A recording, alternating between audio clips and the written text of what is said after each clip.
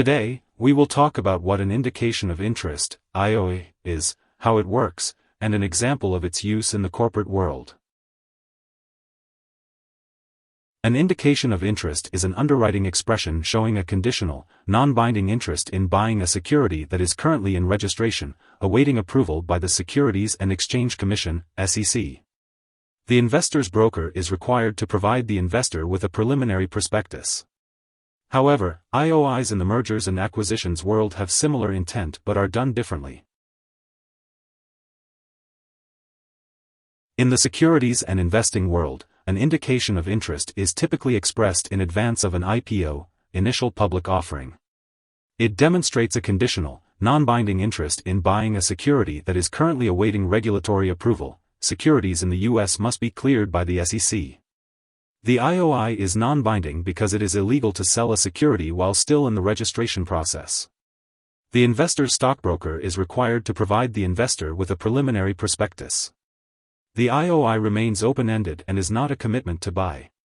An IOI comprises expressions of trading interest that contain one or more of the following elements: the security name, whether the participant is buying or selling, the number of shares, capacity, and/or price of the purchase or sale. In the world of mergers and acquisitions, an indication of interest is similar in intent to an IOI for an initial public offering, but with different components. Once again, it is a non-binding agreement, but this kind of IOI usually comes in the form of a prepared letter written by a buyer and addressed to the seller. The purpose is to communicate a genuine interest in purchasing a company. Elements of a typical IOI for mergers and acquisitions often include, but are not limited to: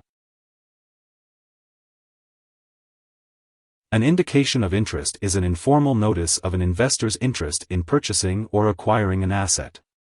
It is non-binding and less definitive than a letter of intent, LOI. The indication of interest includes value ranges and less specific details of the transaction. The IOI, coming before the LOI, begins the negotiation process. At the end of negotiations, the formal letter of intent, LOI, is created, defining the specific details of the transaction. Like the IOI, it is not a legally binding agreement, rather, it expresses the investor's commitment to purchase a security and serves as the foundation for the formal contract. In May 2008, Blackbaud CEO Mark Chardon submitted a revised IOI to Richard LaBarbera, president and CEO of Kinterra Incorporated, expressing interest in acquiring 100% of his company. In the notice, he asked for a time-bound exclusive deal in exchange for a higher all-cash offer. Details included in the IOI included the purchase price of $1.12 per share, its commitment to an all-cash offer, approvals and closing conditions, a management retention plan, and an estimated closing date of July 1, 2008. Here are 5 key takeaways. 1. Indications of interest, IOIs, are non-binding agreements to acquire a company or buy a security once available. 2. These securities are expressed during IPO registration. 3. For investments, stockbrokers put the IOI in place. 4. Even though these are non-binding, IOIs constitute serious inquiries only. 5. Expressing interest in an IOI does not provide any guarantee of the security once it reaches the IPO.